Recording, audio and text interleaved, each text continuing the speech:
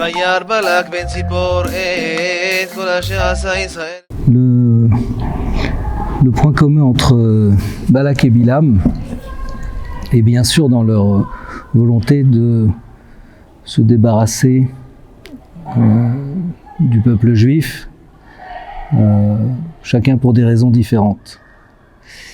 Mais Rashi fait remarquer qu'ils ont un autre point commun qu'on voit on peut remarquer dans le verset Vayissa Meshalo, Vayomer, il a dit sa parabole en disant Neum Bilam Beno Beor, parole de Bilam, Beno Beor, le fils de Beor. Mais d'après Rashi, on peut le comprendre, parole de Bilam, dont le fils est Beor. Or, Beor est le père de Bilam.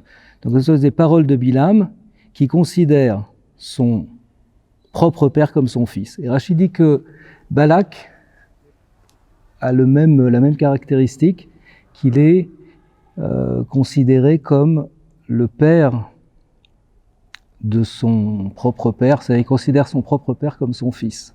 Donc ils ont tous les deux, étonnamment, ce point commun de considérer leur père comme leur fils. Ça a l'air un peu anecdotique comme ça, mais on peut se dire que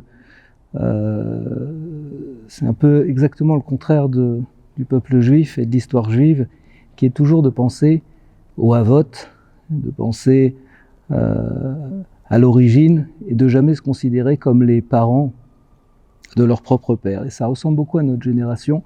Et en fait, chaque génération a cette problématique de se demander est-ce qu'elle n'est pas les parents de leurs propres parents, de considérer leurs parents comme des enfants.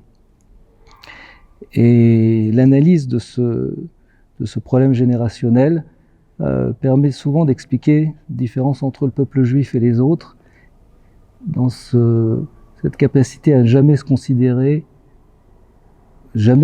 ses propres parents comme ses enfants. Shabbat Shalom.